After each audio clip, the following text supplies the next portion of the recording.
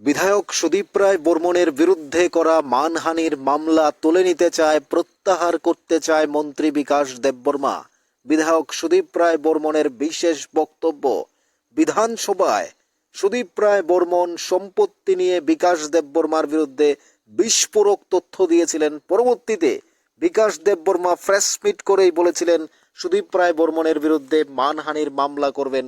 কিন্তু এখন আজ সুদীপ রায় বর্মণ বক্তব্যে স্পষ্ট বলেছেন তিনি মামলা মিউচুয়াল করবেন না, তিনি কখনো সেই একই জায়গায় অর্থাৎ কেস তুলবেন না। যে মামলা মানহানির মামলা করেছিলেন মন্ত্রী বিকাশ দেববর্মা, সেটা কখনো মিউচুয়াল করবেন না বিধায়ক সুদীপ রায় বর্মণ। কোর্টে লড়বেন, কেস লড়বেন, কিন্তু মন্ত্রী বিকাশ দেববর্মা যে সুদীপ রায় বর্মণকে বলেছেন কেস তুলে নিতে, প্রত্যাহার করতে, কিন্তু সুদীপ রায় বর্মণ কখনো সমঝোতা করবেন না, তিনি স্পষ্ট জানিয়ে দিয়েছেন। তাহলে প্রশ্ন, কেন মন্ত্রী বিকাশ দেববর্মা এখন মামলা প্রত্যাহার করতে চান, মিউচুয়াল করতে চান? শুনুন কি বলছেন বিধায়ক সুদীপ রায় বর্মণ, তার বক্তব্য শুনুন। তো পেরিফেরির মধ্যে তার আধিপত্য দেখানোর চেষ্টা করছে। কাজে আমরা বলি এটাকে ভাই বন্ধু সরকার, লুটপাটের সরকার, কমিশন খোরের সরকার। আমি তো দায়িত্ব নিয়ে বলছি, একটা আমরা সত্য কথাটাই বলতে পারি না, শুনছি আমরা মিথ্যা আশ্রমে নেইও না। আমি তো অ্যাসেম্বলি দাঁড়িয়ে বলেছি বিকাশ হয়েছে বিকাশদের মতো লোকদের, সবকা বিকাশ, ওই বিকাশদের মতো লোকদের বিকাশ হয়েছে, অন্যদের না।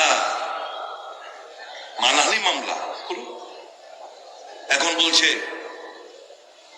আউটসাইড দ্য কোর্ট বয়ে গেলে শেষ করে আমি চাই। কেস করছেন, কেস চলুক। আমি কেন রফা দফা করবো? কেন আউটসাইড দ্য কোর্ট সেটেলমেন্ট করবো? কেস তো টিকবেই না। আমি যা বলি সত্য কথা বলেছি। ঘুম থেকে ওঠে জায়গার দালালি চলছে। ক্রয় করবে, টাকা দিতে হবে। যে কিনবে তাকে টাকা দিতে হবে, যে বিক্রি করবে টাকা দিতে হবে। বাড়ি করবে ইট বালু সিমেন্ট, প্রত্যেক জায়গায় সিন্ডিকেট। ভাজপা করবে, সকালবেলা আমি বুথের প্রেসিডেন্ট, কি সেকেন্ডলি গাইছো বাবু, আপনি নাকি বাড়ি করবেন শুনছি। হ্যাঁ, আমরা ইট বালু সিমেন্ট আমরা দিব, কিন্তু ইট বালু সিমেন্ট রোড আমরা কিন্তু দিব। মানুষের আতঙ্কে ভয়ে, আচ্ছা বাবু ঠিক আছে তোমরাই দিও, করবো। বিকাশদের মতো লোকদের বিকাশ হয়েছে, অন্যদের না। মানহানি মামলা করুন। এখন বলছে আউটসাইড দ্য কোর্ট বয়ে গেলে শেষ করে আমি চাই। কেস করছেন, কেস চলুক। আমি কেন রফা দফা করবো? কেন আউটসাইড দ্য কোর্ট সেটেলমেন্ট করবো? কেস তো টিকবেই না। আমি যা বলি সত্য কথা বলেছি। সরকার, কমিশন খোরের সরকার। আমি তো দায়িত্ব নিয়ে বলছি, একটা আমরা সত্য কথাটাই বলতে পারি না, শুনছি আমরা মিথ্যা আশ্রমে নেইও না। আমি তো অ্যাসেম্বলি দাঁড়িয়ে বলেছি বিকাশ হয়েছে বিকাশদের মতো লোকদের, সবকা বিকাশ, ওই বিকাশদের মতো লোকদের বিকাশ হয়েছে, অন্যদের না। মানহানি মামলা এখন বলছে আউটসাইড দ্য কোর্ট বয়ে গেলে শেষ করে আমি চাই। কেস করছেন, কেস চলুক। আমি কেন রফা দফা করবো? কেন আউটসাইড দ্য কোর্ট সেটেলমেন্ট করবো? কেস তো টিকবেই না। আমি যা বলি সত্য কথা বলেছি। ঘুম থেকে ওঠে শুনলেন বিধায়ক সুদীপ রায় বর্মণের এক্সক্লুসিভ বক্তব্য। বিধানসভায় দাঁড়িয়ে একেবারে তুল কালাম করেছিলেন বিকাশ দেববর্মাকে নিয়ে, তার সম্পত্তি নিয়ে প্রশ্ন তুলেছিলেন, জায়গা নিয়ে প্রশ্ন তুলেছিলেন, সমস্ত কিছু নিয়ে যখন প্রশ্ন তুলেছিলেন, পরবর্তীতে মন্ত্রী বিকাশ দেববর্মাও বলেছেন এবং তিনি মানহানির মামলা করার কথা বলেছেন, মামলা করেছেন, কেস করেছেন।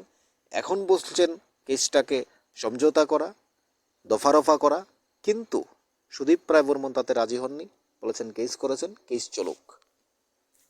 এবার তাহলে কোন দিকে যাচ্ছে, কি মনে হচ্ছে, কেন করেছেন, এগুলো সত্য ধীরে ধীরে প্রকাশিত হচ্ছে।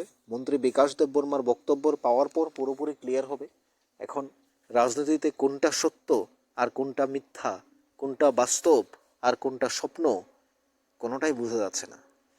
মন্ত্রী বিকাশ দেববর্মার বক্তব্যে আসে একরকম, বিধায়ক সুদীপ রায় বর্মনের বক্তব্যে আসে আরেক রকম। রাজনীতিতে আবার এই দুজন যদি আগামী দিনে একই মঞ্চে দাঁড়িয়েও কথা বলেন, সেটাও আমরা অস্বীকার করতে পারবো না। কারণ বিধায়ক সুদীপ রায় বর্মনও তো একটা সময় ছিলেন বিজেপিতে, ছিলেন বিকাশ দেববর্মাও, এখন দুই মেরুতে অবস্থান করছেন। আগামী দিন যদি একই জায়গাতেই আসে, সেটাও অবিশ্বাস্য কিছু নয়। কি মনে হয় আপনাদের?